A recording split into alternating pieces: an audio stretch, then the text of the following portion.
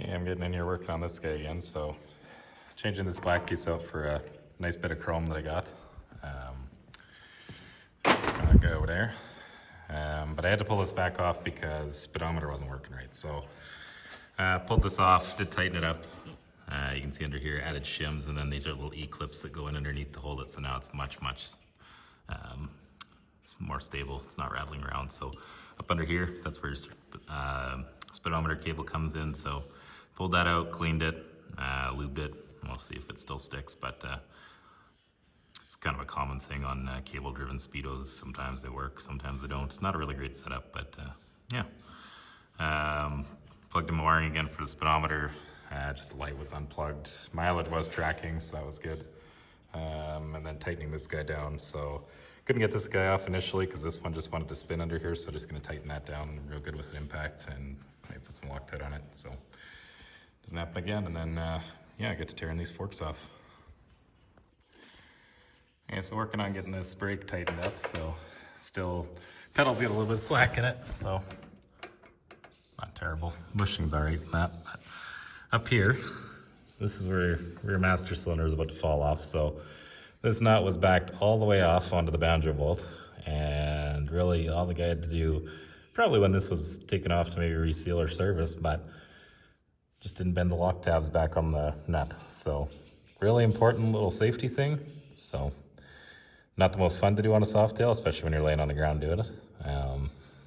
Trying to get up underneath the bike, but she works. So that's one more thing that's less likely to fall off.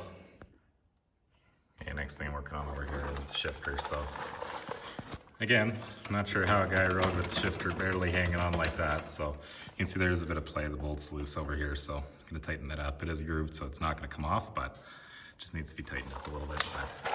But down in here, where it actually goes onto the transmission shaft, that bolt likes to back itself out if you don't use Loctite. So I'm just gonna go in there with a long Allen key, pull it out, Loctite it, put it back in.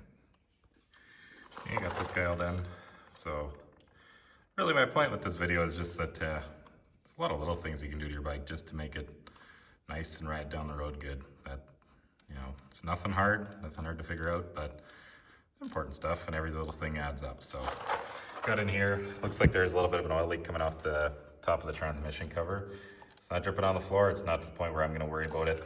I can see you have to pull this, likely, it could be a shaft on the transmission as well, but you have to pull this primary off, and that can get pretty expensive just to reseal that, and it's not to the point where it needs to be resealed. It's an Evo motor, it's an old Harley. They're gonna leak somewhere. Just call it sweat.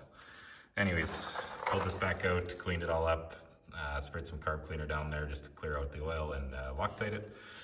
And you can see, I want to be really careful when you get onto this bolt in here because it's real easy to strip it. If you're on it wrong and you strip that bolt, it's gonna be a long day. So got this up here tightened, so ended up just putting the C-clamp around here and pressing it together while I tighten it up. So you can see there still is a little bit of play just in the heim joints. And this seems really stiff right now. Again, it's gonna wear in with that bushing, and once you hit it with your foot, keep in mind your foot's a lot stronger than my hand, so gives it just a nice feel. You can see that shifter's not flopping around anywhere. Gives you a good positive feel on the transmission. So another easy fix, and didn't end up putting my chrome on the tank. I did put it on and I just didn't like the look of it, so went back to the old black stuff. Might just use some like new finish and re-blacken that up a little bit, but finishing changing out these grips as well. These are just some cheap ones that I got. I actually prefer these quite a bit compared to pretty much anything you can get from Harley. So these are only about 25 bucks and they're just nice. They're a lot smaller than the Harley grips. So I'm gonna go ahead and change that throttle cable out and adjust that next, and then get onto these forks. Getting ready to pull this throttle off. You can see not actually terribly out of adjustment, just with these quick adjust here, I'll get it tightened in. I really don't like it when there's really any play in the throttle. Maybe for stop-go traffic, that kind of thing, especially if it's really tight, it can get a little jerky, but I just hate when I'm twisting the throttle and you feel like it's slapping, like it's just not the feel I go for. So I tighten it up till there's just minimal amount of play in it, but got on here and looking around on all the bolts and up underneath, and lo and behold, this bike actually has all of the fasteners holding these controls on. I think that's like 1 in 6 that I've done recently that are actually in there. So I am very surprised, but I'm gonna go ahead and get this guy torn off. So while I'm getting in here, the guy I got it from, he showed me that the start switch doesn't work. And so what he did was he ordered a new one from Drag Specialties to wire in. And I'm not gonna show you where, but that's because it's been relocated. So basically it has a Murphy switch on it. I'm not gonna go ahead and replace it because these bikes are easy enough to steal as it is. So it's one less thing. So makes it a little harder for the guy that wants it, I guess. And getting out and install on these grips. So problem was, looks like your little retainer for these barbs here just wasn't drilled quite big enough.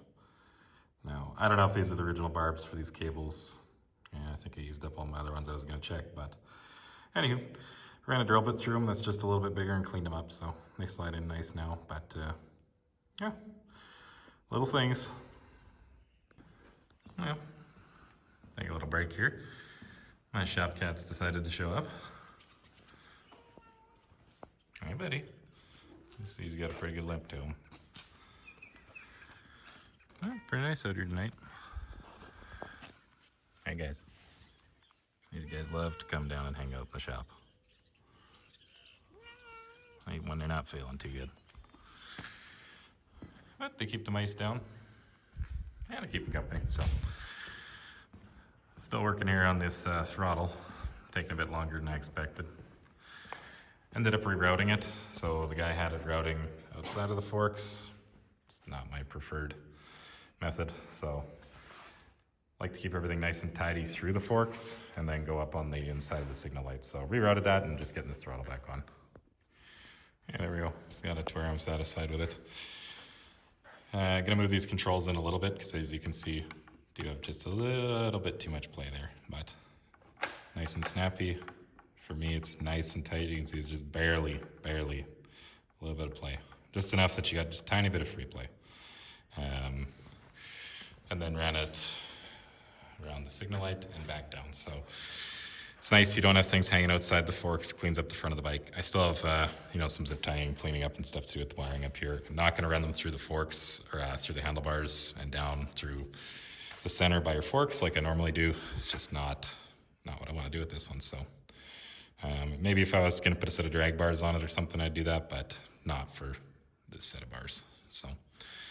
Okay, next up, I think we're gonna go ahead and pull these forks off. Okay, last clip here are these grip installs. So, I don't know if you can see, but right there is your locking pin for your retaining bolt there for the grip, because these are lock-on style grips. So there's one on each side. They're not like an ODI where it's more like a clamp that squeezes shut. These ones have little barbs that go onto the bar. So you can do it a couple ways. You can pre-drill the bar, like mark, tighten these in, pull it back off and see where it landed, and then drill a little indent into the bar, a little hole in the bar. I don't like to do it that way, just because then if you change grips or whatever, you're gonna end up with a bunch of holes in your bars. So what I'll end up doing is put some Loctite on it, tighten it in basically until you just about strip the screw, and then take a little like 1/4 inch drill bit and drill. It's probably not gonna focus very good, but you can drill it all the way so that it's flush. You're not gonna rub this with your finger. You can barely feel it. If you're good with the drill bit, you're not even gonna nick the chrome on the grip. And you can see because it has the Allen key cut all the way down into it, there's still a chance you could get it off if you were wanting to take it off and put it back on. But most of the time, like they're cheap grips, change them once a season, drill that out, throw them away. Very picky about contact points, so anytime a grip starts to get worn, it comes off. So yeah, all right, now we move on to forks. Okay, starting to work on this leaky fork here, getting it off, and pull the bottom of the fork off. What I'm seeing is a lot more of that, I don't know if it's anodizing or powder coating or what, but it's that, you can see it even through underneath where the black is starting to wear off. So it's like this guy color matched the lowers too. So before they got painted black, I think that might just be overdoing it. So I'm just gonna stick with the black and touch it up a little bit, but I don't know, some guy really liked blue, I guess, when he bought this bike. So kind of cool what you're finding as you go. Yeah, I got the one fork off and just had a good look at it. I think that's where I'm gonna leave it for tonight. Yeah, she's leaking pretty good. So got the old fluid out. It's burnt. God knows how old that is. But yeah, we can call it there. It's getting late, so hit it again tomorrow. So I ended up getting this fork done. I didn't film that much of it because forks are just not that fun to do, especially this one. So the fork cap, could not get it off, like even with hydraulic vise and that kind of thing, could not get it. Ended up having to split it at the bushing, so just took my nut out for your damper rod at the bottom and split it there. Actually worked out super fine, didn't have to worry about compressing the spring back, and yeah, it went together nice. So just getting this fender put back on, taking out some mismatched hardware, and just putting on some lock nuts in the back here. So most of your hardware on a fork on a Harley is going to be metric, so it's interesting that you find it there. So found some M10 bolts and necked those down on a belt sander with a drill, and they fit right into the recesses. Perfect. So I'm gonna go ahead and finish this gap and get front fork put on, and see what else we can do. So yet another reason of why you check every part of a bike you buy from somebody. That belt is super loose, and I really don't want it to start slipping on the sprocket. So this guy's not even tight. And go over here, and I just took the cotter pin off, and this axle nut was not tight at all, and this one's not even done up for your jester nut, so that's fine. I guess I'll remedy that and get her tensioned. Alright, so belt's tensioned now. They do make a tool where you'll put it in here and put 10 pounds of pressure on it, but basically ballpark 10, and you want about a ½ inch, so not too tight, not too loose, obviously.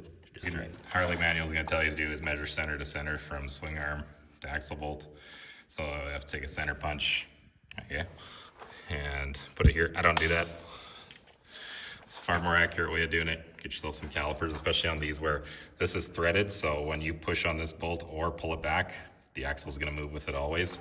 So you can see I get down in here, trying to do it through a camera. And what I'll measure is right on top, where that axle sleeve is going to sit against right here. So match it up on both sides, you got a perfect alignment. So do that, and yeah, torque up your axle, make sure she's good. And got her back on the ground, getting close to her and kick it out the door, but I'm doing something with the seat. So this is not a seat for this bike, period. Softails have mounts down here for the seats, or they can go up here, depends. But either way, this seat's just sitting on here, and you can see, I think it's for quite a bit newer, like maybe an M8. So not much to do there, but at least it's got a nice flat surface over here. So I have this passenger seat laying around. It's really not uncommon for these seats to be held on with these little suction cups. So basically I just picked 2 out of there, put some holes in here, and they can suck onto the back fender there, and should be a beautiful thing. So yeah, that's definitely not uncommon when you come to choppers. So give her a shot and see how it goes. Yeah, there we go. She's on there nice and solid. So I'll try and pull this off. There we go. So you can see she ain't going nowhere. Sits right on there. I'll show you how I did that one. So put 2 suction cups on the back of here. Basically just drilled on either side of this mounting tab here, where it does have some threads. Could have made something there, but this is just easier. So sized it based off of the old holes there. But what I do is make a small pilot hole, and then what you're going to want to do is spin your drill bit backwards, melt through the plastic. If you go full speed in the right direction, you're going to punch right through the seat and through your seat cover, so don't do that. But yeah, just use the pick, get these guys in, and yeah, I'm gonna put her back on, and she's holding good, so happy with that. Yeah, we're on the home stretch now, so going through and figuring out what this guy exactly did with the wiring here. So basically he mounted this bar off a newer model Harley, and that's fine, but the way he did it was just could not have been worse. So he had this all rigged up with mirrors, and yeah, that's not right. So and then his plate was gouged out so he could mount his plate and hold it with the bolts. It was just a mess. So what I'm gonna end up doing is just drilling 2 holes here, mounting the bar up higher. You can see they don't really have anything there to put them in where the stock ones would have gone. The stem is too short, so not gonna do that. But anyways, so got in here, cut apart most of the wiring. So these guys, I'll do them right, just some heat shrink in that with the ring terminal. That's fine, that's your ground. So can sit on the back there when I mount the plate. And then I like to just zip tie my plates on because I change them around a lot. So, but the bar will be hidden, bolts will be hidden, everything will be hidden. It'll look nice. So this guy's been with me all night. And what I like to do here, because you don't have room for a connector in here, especially if you're gonna tuck it up in behind and make it look nice. So what I do is I take my Deutz connector set and just take the pins out of it. Crimp your pins on and put heat shrink over top. So basically, you could still get it apart if you wanted to, if you just cut that heat shrink off. And then it's not permanent and it's just a nice look. It's gonna look black, it blends right in. So I'm gonna get going on that guy and yeah, finish up this wiring. Okay, final update on this guy. So got the plate put on and to me it looks really good. Still got a wire, zip tie my wire up behind there, but you can see bracket's nice and centered. It's a pretty clean way of doing this. So all the wires are tucked in behind here. Basically there's kind of a sandwich plate of washers to get a nice ground and you're golden. So there we go. Kind of like it, nice solution. And because it looks like I'm gonna keep this bike for a while, I ended up putting my exhaust on it, so pretty happy with that. Gotta have it. Very close fit between an Evo Softail and a twin cam, so did have to modify my lower mount, which is the ugliest mount I've ever made in my life, but I'm gonna pull that back off there and give it a grind and some paint, but I'm just gonna run it for tonight and see how she does. So there we go, that's probably gonna be the end of it. Evo Softail, ready to go back on the road. Okay, and there's the after. So you can see much, much tidier. So you can tuck this up in behind. She's gonna look good, you're not even gonna see it. So way better solution than chip pile of electrical tape and yeah, a wish. So there we go, get her finished up.